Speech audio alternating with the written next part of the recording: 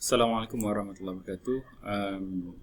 Kita telah sampai ke video yang kelima atau video keberapa lah untuk topik perkakasan dan perisian ini. Jadi kita akan lihat dalam video ini berkenaan dengan pertimbangan keperluan perkakasan dan perisian. Sebelum itu kita akan lihat juga sedikit tentang web services.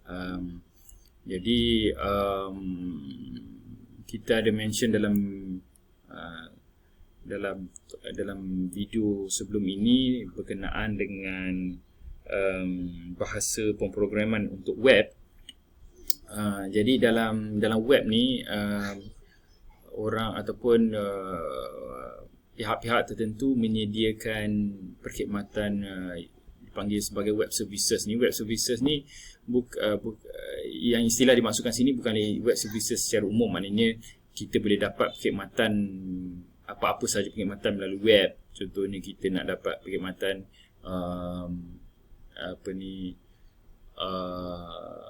untuk contohnya lah kan, kita nak dapat buat perkhidmatan penghantaran. Jadi kita buat order melalui website, maka itu dipanggil web services, bukan tu ya.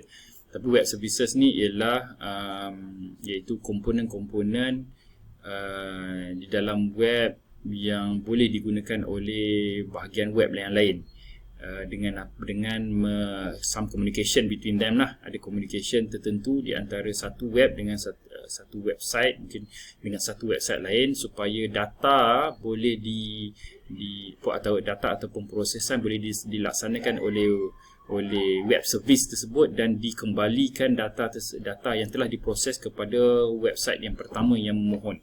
Okey. Agak confusing di situ ya. Kita akan lihat contoh dia. Jadi untuk web services ni ada beberapa bahasa-bahasa yang perlu digunakan lah, iaitu XML, Extensible Markup Languages, dan di dalam ni ada 3 komponen lagi. Kita tak lihatlah secara detail tentang perkara ni. Tapi kita lihat contoh bagaimana dia digunakan web services ni. Jadi kita lihat satu contoh, $Rent-A-Car use web services. Okay, $Rent-A-Car adalah sejenis perkhidmatan atas talian untuk pelanggan menyewa kereta lah. Okay. Tetapi di dalam $Rent-A-Car ni juga dia ada perkhidmatan lain. Dia boleh contohnya book tiket penerbangan. Tetapi kita tahu tiket penerbangan ni dikendalikan oleh Southwest Airlines. Tetapi website ni ialah $Rent-A-Car. Tapi dia boleh order tempat melalui website $Rent-A-Car kan. Bukanlah dalam $Rent-A-Car mereka tak ada database penerbangan. Mereka tak ada engine untuk ataupun programming untuk mengendalikan tempahan tu, tetapi Southwest Airlines System menyediakan web service. Okey, dan maka dalam website $Rent-A-Car ni dia akan communicate dengan Southwest Airlines System web services untuk apabila ada pelanggan yang nak order ataupun nak tempah penerbangan. Begitu juga dengan perkara-perkara lain lah, travel reservation system, wireless website dan sebagainya. Ada web services. Setiap satu bahagian ni ada web services yang mereka berikan supaya sehingga $Rent-A-Car ni boleh website mereka ni boleh digunakan untuk mendapatkan perkara-perkara ini. Jadi ni contoh web services lah. Okay. Dan kita lihat sedikit lagi tentang software trend sebelum kita lihat kepada keperluannya. Kita ada mention tadi tentang open source software. Jadi open source software kita dah beritahu tentang Linux ya. Okay. Linux iaitu sistem operasi yang percuma dan open source. Dan salah satu derivatif daripada Linux ialah Ubuntu. Maknanya Ubuntu ialah satu operating system yang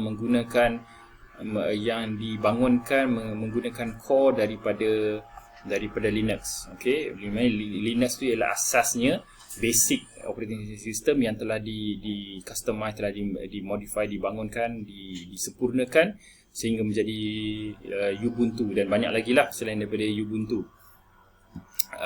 Kemudian kita dah lihat software trend, ada cloud computing. Tadi kita ada mention cloud computing sebagai sebagai trend di dalam pengkomputeran kepada hardware, tetapi dia adalah juga software. Maknanya dalam cloud computing dia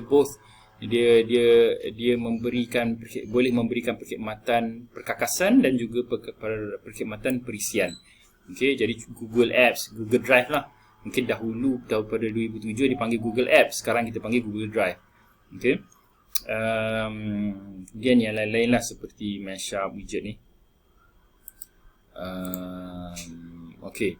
Jadi kita kena lihat kita dah lihat perkakasan dan perisian dengan agak menyeluruh, walaupun kita tak lihat dengan detail, tapi kita lihat secara umum.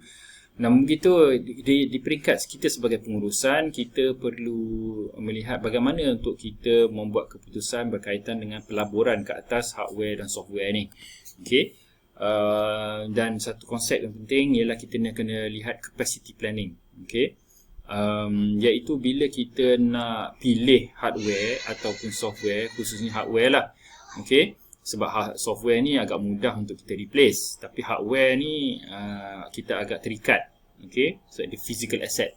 Okey.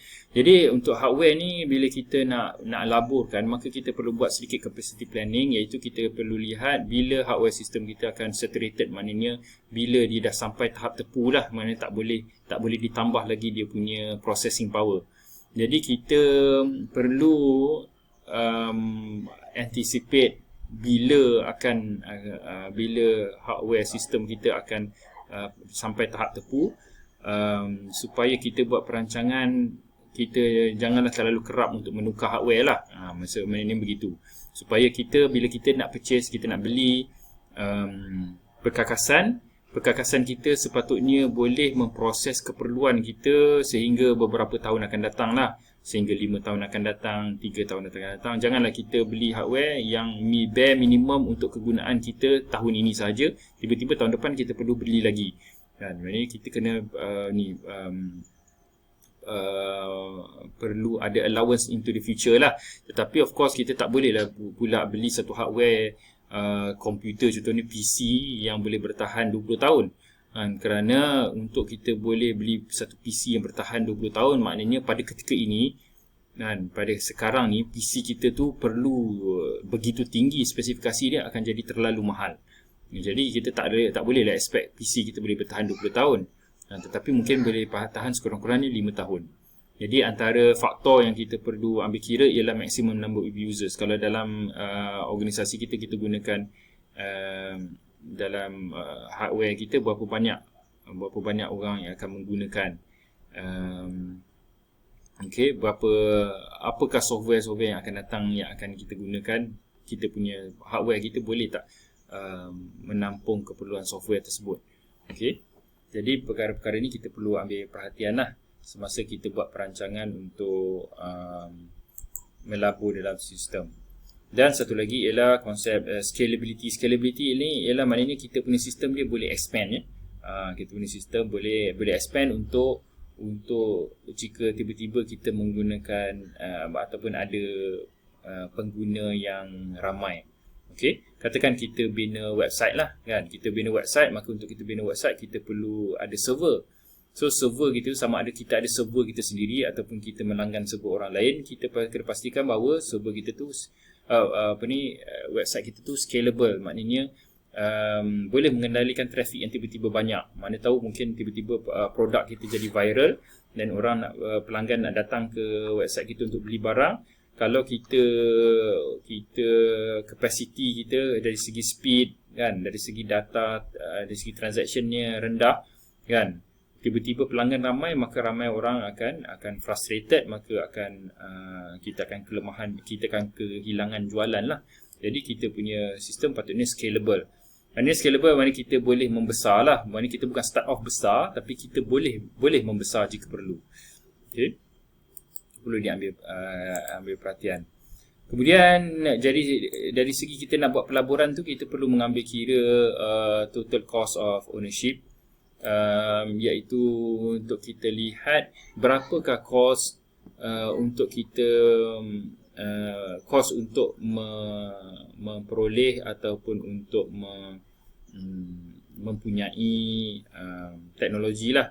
Kita ada direct cost, of course, kan. Kita ada direct cost, iaitu kita cost untuk kita membeli hardware, membeli software. Tetapi kita ada juga indirect cost, seperti ongoing administrative cost, iaitu kita nak maintain software atau hardware kita tu. Kita perlu untuk kita, mungkin kita perlu upgrade, kan. Kita perlu upgrade, maka dia akan ada cost dia. Kita perlu maintain, kalau rosak kita perlu betulkan, mungkin ada cost dia di situ. Kita perlu train, okay, bagi latihan. Jadi kadang-kadang ada software yang percuma tetapi susah nak digunakan, jadi kita perlu belanja training pula.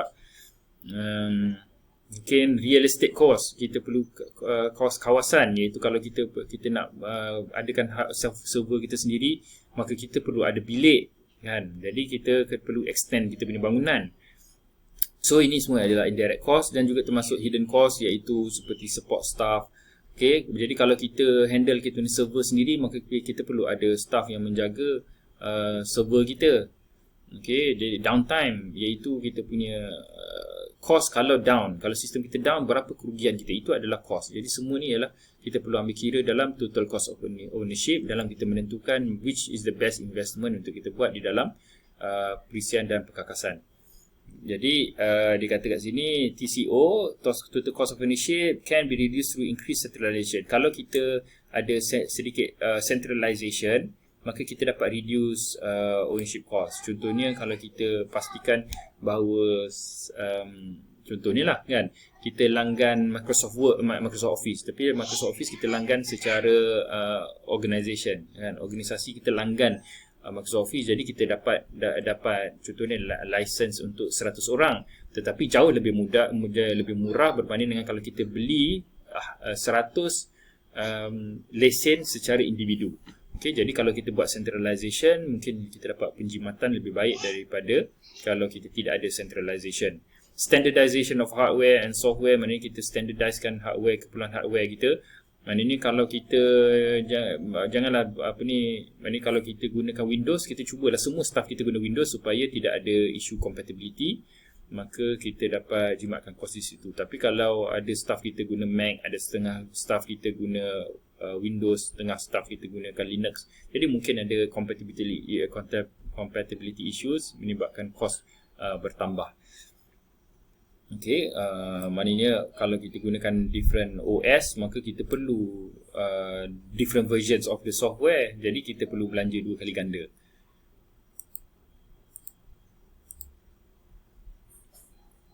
Jadi salah satu cara untuk kita ataupun mungkin satu teknik yang kita boleh untuk kita boleh gunakan untuk kita reduce the impact of cost ialah melalui outsourcing. Tetapi dalam di sini kita tak bincang lagi lah. Kita akan ada topik outsourcing di dalam, kita akan ada perbincangan mengenai outsourcing dalam satu topik yang lain.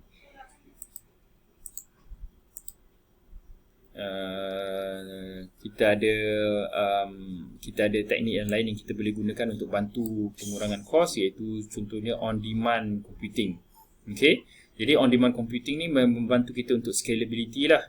Okay, supaya kita bila masa-masa yang kita tak perlukan tu, maka kita tak perlu tight, kita tak perlu ikat fixed asset kita.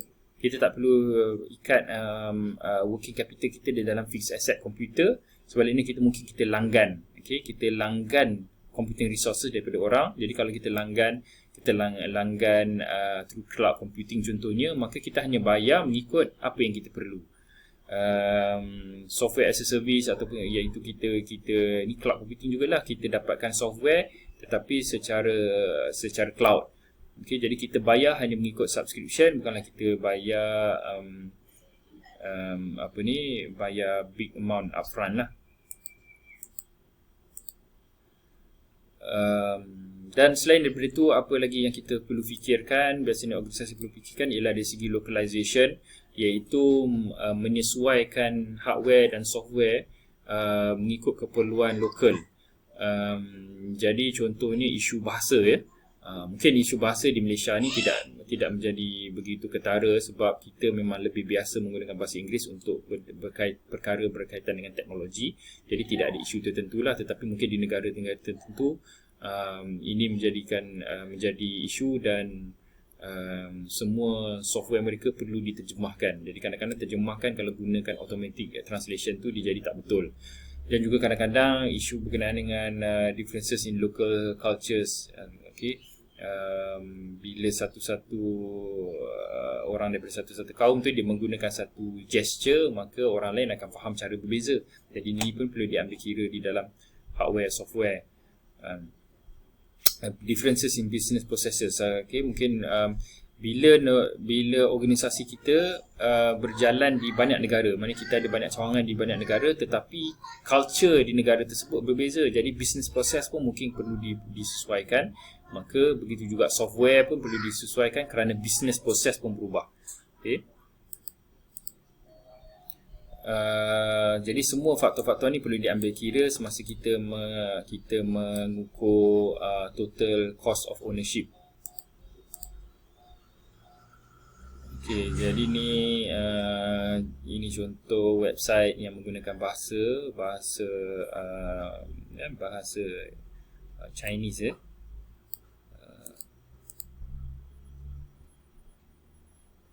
Jadi itu sahaja, kita sudah sampai ke bahagian terakhir dalam video-video untuk topik perkakasan dan perisian.